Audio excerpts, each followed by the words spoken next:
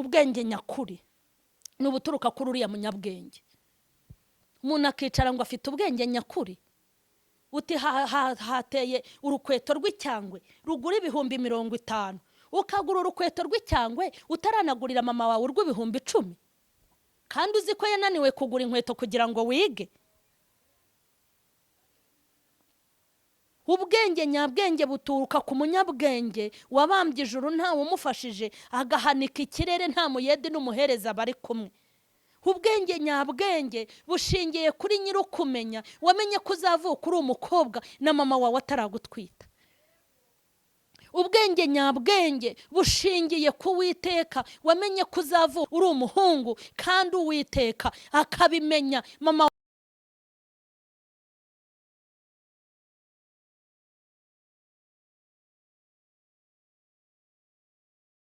hari amagambo Mpyisi yavuze, Pasiteri Mpyisi, nubwo avuga bamwe bakamuseka, avuga ngo hari abazajya Rusororo. Nese ntihari abazajyayo? Yandi yavuze, njye nyavuze mwanyica ndabizi, ntabwo ndi buyavuga, ariko ayo yavuze niyo. N'Imana imenya kuziga diplome yawe ikagira umumaro cyangwa ntigira umumaro, n'uwo munyabwenge shaka ngo ushaka ubwenge bwe. None se hari ubwenge abazungu bagira butuma abantu badapfa? Nabo kandi bapfa tukabashyingura, barapfa nabo.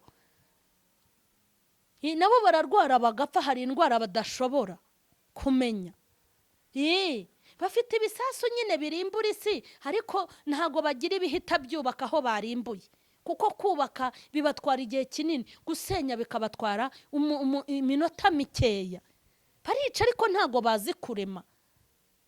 Parema bya bindi nyine, bya bindi mwabonye nyine bakoresha na mashini. Ariko nyirubuhanga no kumenya ni Imana yica kandi gakiza, ni Imana ishobora byose. Hari ubundi buhanga. Uri urubyiruko rero ukazamukana n'ubwenge bw'umunyabwenge, uzaba umunyabwenge ukomeye, kandi ibyo uzabamo byose bizaguhira, bizakubera byiza. Turabashuhuje mu izina rya Yesu Kristo w'i Nazareti. Mwebwe rubyiruko rwose abari mu gihugu cy'u Rwanda, abari ahantu henshi hatandukanye no mu bihugu by'abaturanyi ndetse no mu bihugu by'amahanga, ahantu henshi urubyiruko rwarangije kwiga, urubyiruko ruri kwiga, abategereje gusubira ku ishuri, abategereje akazi, muri mu byiciro byinshi bitandukanye. Ndabashuhuje mwese rero ahantu muri hose. Ndabizi ko twagiye tubana mu biterane byo ku bigo by'amashuri no ku yindi midugudu n'amaparuwasi ahantu henshi, nkuko mujya mugenda munyandikira tuvugana. Imana y'amahoro nizere ko ibarinze, abari kwiga nizere ko muri gutegura ejo mwiga neza, kandi nizere ko abari mu kazi namwe muri gutegura ejo muri gukora neza ndetse muri kwizigama. Imana y'amahoro nibaha umugisha. Namwe abategereje akazi mukomeze mutegure ejo, kuko gutegura ejo tugomba kuhategurira mu bushomeri, tugategura dufite n'akazi, kuko bushomeri ntago muzabugumamo. Kandi n'abafite akazi nabo ntibagakore nk'abazakagumamo. Ujye ukora uzi ko ushobora no kukavamo, ukomeze utegure ejo utaya, kandi uha n'Imana icyubahiro yakaguha ikaguha no kurangiza. Hanyuma bari kwiga namwe muri kubura uburyo nimuhumure, Imana igufitiye uburyo. Nawe ufite ikibazo cy'uko imiryango icitse intege, nta mbaraga zihari, Imana yawe igufitiye imbaraga, kandi Imana ni umuterankunga ukomeye. Nimuhumure rero kandi mukomere. Dukomeje mu kiganiro cyitwa Tegura Ejo rubyiruko, nk'uko mwabinsabye, niyo mpamvu twongeye kugaruka muri iki kiganiro cyitwa Tegura Ejo rubyiruko. Twarabiganiriye ko gutegura imbere hawe ari wowe uhifitiye. Tuvuga yuko gutegura imbere biri muri wowe, biri mu nshingano zawe. Mama na papa bashobora kuza bakunganira, ndetse inshuti n'abavandimwe n'abunganizi, ariko imbere h'urubyiruko nibo bahafite. Turebe ijambo ry'Imana, kuko Tegura Ejo yacu ishingiye ku ijambo ry'Imana. Dusome mu izina rya Yesu mu gitabo cy'Imigani ibice 3 umurongo waho wa 21. Dusome mu izina rya Yesu. Mwana wanjye komeza ubwenge nyakuri no kwitonda, ntibive imbere y'amaso yawe, kuko bizaramisha ubugingo bwawe kandi bizabera ijosi ryawe umurimbo, maze uzagendere mu nzira zawe amahoro, kandi ikirenge cyawe ntikizasitara. Yego, Imana nitugirire neza. N'aya magambo turimo kuganira mwana wanjye komeza ubwenge nyakuri. Ndashaka tuganire ku kintu bita ubwenge nyakuri. Ubwenge nyakuri, mwana wanjye komeza ubwenge nyakuri. Hari ubwenge ariko hakaba n'ubwenge nyakuri. Ubwenge nyakuri ni ubwenge bukugeza ku cyo ushaka nta manyanga avuyemo. Ubwenge nyakuri ni ubwenge buguteza imbere nta mbaraga z'abandi ushenye. Ubwenge nyakuri ni ubwenge bumenya ko umwami Imana ariho. Ubwenge nyakuri ni ubwenge bumenya ko Imana ari imbaraga zawe. Ubwenge nyakuri ni ubudashingiye ku buhemu. Ubwenge nyakuri ni ubutarimo iterambere ririmo ubugome. Ubwenge nyakuri ni ubwenge burimo ibikugirira umumaro ndetse bikagirira n'umumaro abandi. Rero iri jambo ry'Imana riravuze ngo mwana wanjye tegera amatwi, ndashaka ko ugira ubwenge, ubwenge nyakuri. Iyo abantu barimo gushaka Imana hanini begera Imana bakayishaka. Nagiye mbana n'abanyeshuri batandukanye muri kaminuza na segonderi, ngenda mbigisha mu biterane cyangwa mu materaniro bafite, nkabona ukuntu bashaka Imana kugira ngo ibahe amanota ku ishuri.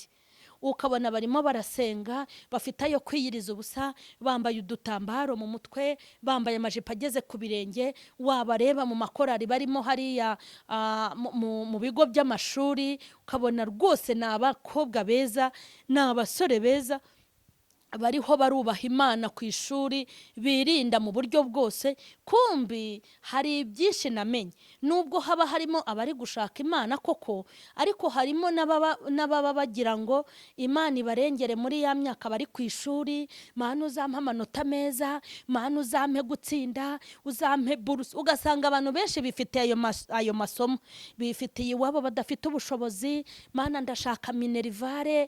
Abantu ukabona barimo barasenga, Mana ndashaka ungirire gutya. Mbese ari ba bantu bategeye Imana mu byiza bakorera bari ku ishuri, ariko bamara kurangiza ntibazongere kwibuka ko Imana iriho. Ubwenge nyakuri uri kubwirwa na Bibiliya nubwo kuzirikana ko Imana ibaho, kubera ko Imana niyo nyir'ubwenge ndetse no kumenya. Imana niyo nyir'ubuhanga no gusobanukirwa. Ni Imana imenya ko imvura ejo izagwa cyangwa itazagwa. Ni Imana imenya yuko hazaza icyorezo cya COVID-19 tukambara agapfukamunwa. Ni Imana yari izi ko guma mu rugo izaza kandi abahanga batarabimenya. Ni Imana yamenye neza ko hazazamo metero hagati y'umuntu n'undi. Ni Imana imenya ko uzatsinda urangije. Ni Imana imenya ko uzasibira. Ni Imana imenya ibizakubaho uri umugore, ikamenya ibizakubaho uri umugabo. Ni Imana imenya abana uzabyara utarashaka. Niwe nyir'umuhanga kandi ni nawe nyir'ukumenya. Niyo mpamvu ushaka kugusobanurira iri jambo riravuze ngo shaka ubwenge, kandi ubwenge ubugira inshuti yawe ya bugufi. Ubwenge bw'Imana bubu bwa mbere mu bwenge bwose uri gushaka. Uri kwiga ubwenge, uri gushaka ubwenge ngo uzabe umuganga, ariko hari ubundi bwenge bubihatse, nabwo ntuzabwibagirwe. Ubwenge nyabwenge buturuka ku munyabwenge wabambye ijuru ntawe umufashije, agahanika ikirere nta muyede n'umuhereza bari kumwe. Ubwenge nyabwenge bushingiye kuri nyir'ukumenya, wamenye ko uzavuka uri umukobwa na mama wawe ataragutwita. Ubwenge nyabwenge bushingiye ku Uwiteka, wamenye ko uzavuka uri umuhungu kandi Uwiteka akabimenya mama wawe na papa we batarahura. Ubwenge bw'uyu munyabwenge, ngo menye ubwenge nyakuri. Reka nkubwire, hari amagambo Mpyisi yavuze, Pasiteri Mpyisi, nubwo avuga bamwe bakamuseka, avuga ngo hari abazajya Rusororo. Nese ntihari abazajyayo? Ya yandi yavuze, njye nyavuze mwanyica ndabizi, ntabwo ndi buyavuga, ariko ayo yavuze niyo. Ni Imana imenya kuziga diplome yawe ikagira umumaro cyangwa ntigira umumaro. Ni uwo munyabwenge shaka ngo ushaka ubwenge bwe. Ku bwenge ufite uri gushaka ubugira ubwa mbere, ngo shaka ubwenge nyakuri. Ubwenge nyakuri ni ubwenge bwose buturutse ku Uwiteka. Ubwenge nyakuri ni ikintu cyose ukoze ariko Imana ikiri inyuma. diporome uhawe imana iyiherekeje, haleluya, akazi wahawe imana ikari inyuma, icyubahiro ufite imana ikiri inyuma, n'intebe wicayeho imana ibiri inyuma. Shaka ubwenge nyakuri. None se mureke mbabwire, nta muntu ujya gufata ikanzu agiye kuyambara agahita akora impanuka. Nta muntu utangira akazi yamara amezi abiri ataranayarya, atangiye guhembwa akapfa atayabonye. Uyu rero nyir'ubwenge no kumenya rata niwe umenya iby'ejo n'iby'ejo bundi. Iyo ufite ubwenge ukagerekaho ubwe bukaba ubwa mbere, niwe ukubwira iby'iminsi n'ibihe. Niwe ushobora kujya imbere umwaka akazi hakabona ko iminsi yakugeneye igize gute irangiye, hakakubwira ati reka nkwihere ubugingo, cyangwa akakubwira ati banza ushakane umwete. Ni Imana imenya ko akazi uri gupiganirwa hari ibibazo bizavuka muri ako kazi bakakujyana muri gereza nta kosa wakoze. Ni Imana imenya neza ko kuzurira indege ukajya kwiga mu mahanga bitazakugwa neza, kandi ni Imana imenya ko uzarangiriza no mu Rwanda ukahabonera umugisha. Shaka ubwenge nyakuri. Ubwenge nyakuri ntibukwigisha amanyanga. Ubwenge nyakuri ntabwo bukwigisha gutoroka ikigo. Ubwenge nyakuri ntabwo bukwigisha kubeshya profeseri wawe. Ubwenge nyakuri ntabwo bukwigisha ubucakura n'ubucabiranya. Ubwenge nyakuri nibwo butuma ugirira umugisha kumwigisha, ukagirira umugisha mu gihugu, ukagirira umugisha mu muryango, ukazaba amashami ashibutse neza kandi agakura, ahantu hose utambutse ugakomanga ukinjira. Ubwenge nyakuri ni ubwenge buturutse ku Mana. Bwa bwenge mubona abantu bashakashatse ngo bavumbuye telefone, barashakashatse bafite ibyogajuru, barashakashatse bafite igisasu cyarimbura isi, barashakashatse bafite indege ngo zinyura mu kirere zitagaragara, barashakashatse hari indege zidatwarwa n'abantu, barashakashatse bashobora kurasa isi yose bakayimara. Hari ubundi bwenge, haleluya, buturuka ku munyabwenge witwa Uwiteka. Uri urubyiruko rero ukazamukana n'ubwenge bw'umunyabwenge, uzaba umunyabwenge ukomeye, kandi ibyo uzabamo byose bizaguhira, bizakubera byiza. Kuko ubwo bwenge nubwo babufite ariko ubwo badafite nibwo bukomeye. None se hari ubwenge abazungu bagira butuma abantu badapfa, nabo kandi bapfa tukabashyingura? Barapfa nabo. Nabo bararwara bagapfa, hari indwara badashobora kumenya. Bafite ibisasu nyine birimbura isi, ariko ntago bagira ibihita byubaka aho barimbuye. Kuko kubaka bibatwara igihe kinini, gusenya bikabatwara iminota mikeya. Barica ariko ntago bazi kurema. Parema bya bindi nyine, bya bindi mwabonye nyine bakoresha na mashini. Ariko nyir'ubuhanga no kumenya ni Imana yica kandi igakiza, ni Imana ishobora byose. Hari ubundi buhanga, hari ubundi bwenge wakura n'uru rubyiruko ukaba umuntu muzima. Hari ubwenge wakura n'uru rubyiruko ukaba umuntu usobanutse, wifitiye umumaro, ukawugirira n'abandi. Ariko njye hari ubwenge buntangaza. Uzi umuntu witwa ngo ni umunyabwenge, harangije amashuri ye, mama we yamutangiye amamiliyari ari kwiga primaire na secondaire na kaminuza, akagurisha amasambu, akagurisha inka zikamushiraho, agahinduka umukene. Umwana yamara kugera mu kazi akamenya hari akabari keza. Ubwo ni ubwenge koko? Waba umunyabwenge warize ntiwabanza gutanga minerivare mama we yagutanzeho? Ubwo ntago ari ubwenge nyakuri. Ubwenge ngo ugasanga barimo barahamagarana muri weekend ngo navumbuye hari akabari keza, mama wawe yambara bodaboda. Ubwo se ni ubwenge? Ahubwo diplome yawe ibikwiye gucika kuko ntacyo wayimajije. Umuntu akorera amafaranga yiyuhakuya, akabyuka saa 11 akajya mu kazi, icyumweru akakimara, akamara umwaka atarabona n'ikibanza, ayamarira mu nkumi. Ubwo nibwo bwenge se? Ngo urashaka kuzajya kuruhukira ku mucanga, ubonye yaba ari n'umucanga wawe warunze. umuntu bakazamwirukana ku kazi ameze nka suruduwiri y'umusore wakureba mwakubitana muri karitsiye nahamenye ko wigeze ukorera ikigo cyiza nka kiriya, amaso yaramenetse usa na sogokuru wawe kubera kwirirwa unywa ibiyoga. Ubwo nibwo bwenge se?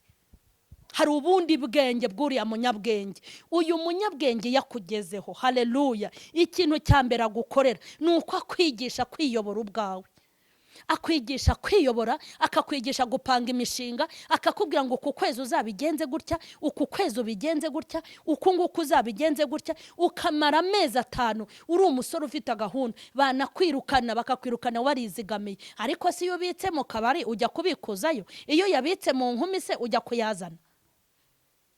Ubwenge nyakuri ni ubuturuka kuri uriya munyabwenge. Umuntu akicara ngo afite ubwenge nyakuri. Uti hateye urukweto rw'icyangwe rugura 50,000, ukagura urukweto rw'icyangwe utaranagurira mama wawe rw'10,000, kandi uzi ko yananiwe kugura inkweto kugira ngo wige.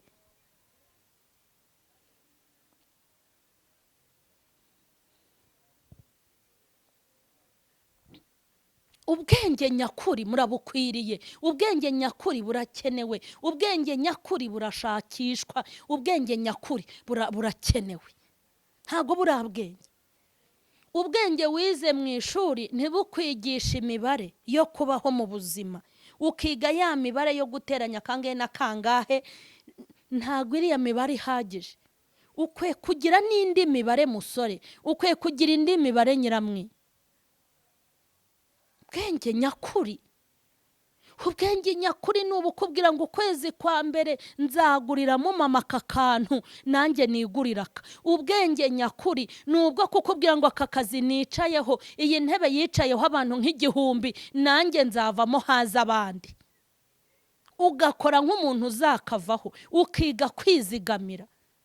Uzi kugira ngo umuntu ahembwe amafaranga yamarire mu nkweto, ayamarire mu bagore, ayamarire mu kabari, ayamarire mu nkoko, ayamarire mu mafi, intara zose z'uru Rwanda zizenguruke, imicanga yose imumenye, abafite ububari bamumenye, amafaranga ajya yahatsinda. Nagenda mu muhanda hari umuntu w'umusore ajya agenda ijisho ryahiye, mama we iyo diplome koko umuntu wize agenda atembagara.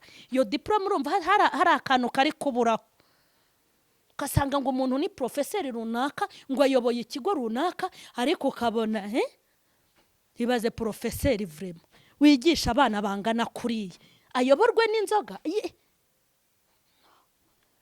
Hari ubwenge nyakuri, kandi umuntu ufite ubwo bwenge nyakuri asa nabwo, akora nkabwo, akagenda nkabwo, buramuyobora. Ikintu cya mbere bumwigisha kwiyubaha. Nkwifurije kugira ubwenge nyakuri kugira ngo uzamukane nabwo. Kandi ubwenge nyakuri niyo fumbire y'ubuzima bwawe butazazamo ikibazo. Kandi ubu bwenge nyakuri nutabugira, ndakubwiza ukuri ayo wiza azagupfira ubusa. Dufite abantu bagiye kwiga babaherekeje bagenda mu ndege, bagiye no kuza babakira kuri airport, bahabwa ibigo bayobora, bahabwa akazi. Ariko kubera kubura ubwenge nyakuri, akazi bahawe bakirukanwaho. Kubera inzoga, kubera ibiyobyabwenge. Hibaza umuntu utinyuka kunywa ikiyobyabwenge yararangije kaminuza. Wamubona muri karitsiye kuko yabuze ubwenge nyakuri, ukajya umubona ameze nka mayibobo kandi afite impamyabumenyi ihanitse. Abantu bakajya kunywa imiti y'indera, abantu bakajya kunywa imiti y'abasazi. Ni ubwenge nyakuri muri kubura. Mu kiganiro cyitwa Tegura Ejo Rubyiruko, nifurije urubyiruko gushaka ubwenge nyakuri buturuka ku Mana. Ubwenge nyakuri buturuka ku Mana, ubwenge nyakuri buzakugira umugabo nyamugabo ku buryo rwose. Hibaze kugira ngo umuntu atinyuke kujya mu nama y'abanyacyubahiro, hafite ubwenge ariko haraburamo nyakuri. Akibaza ikintu ari bukore kugira ngo amaso ye amere nk'umweru. Yaraye amajoro, yaraye ajya kubyina, yaraye mu kabari, ngo yarari kumwe n'amatipe ye, abatipe ye. Yakarara mu kabari kavuga ati ra nama ndayijyamo gutera yaba we kubera ryahiye. Hari bubimenye, hari buvuge icyuka cy'inzoga gisohoke. hingwa yari yajyanye n'amapampe ye. Imana nitugirire neza rubyiruko. Narindi kubahugura, nindi kubigisha iby'abagirira umumaro. Ndifuza ko dusenga. Imana iguha ubwenge nyakuri. Guha ubwenge nyakuri. Ntago umukobwa mwiza agaragarira ku ijipo igera hano yambaye. Ntago ari byo. Ubundi umuntu w'umunyabwenge asa n'abanyabwenge, niyo agenda nk'abanyabwenge, n'umurebye abona ko ari umunyabwenge. Mushaka ubwenge nyakuri mukiri abana bato. Uzi ko ubwo bwenge iyo ubukuranye uba umeze nk'igiti cyatewe hafi y'amazi, uhora utoshye. Abashaka kumenya ibintu bijya mbere ni wowe babibaza, abashaka kugira ubwenge ni wowe, abashaka impuguro ni wowe babwira. Ariko hari igihe umuntu akureba akabona ko na diplome wayiguze. Nk'ubu ngiye hari abantu ndeba nkabona diplome baraziguze, nkibaza iriya diplome yayikuye he, ariko ntaba yarayiguze, aba yarayikoreho, ahubwo aba yarabuze ubwenge nyakuri.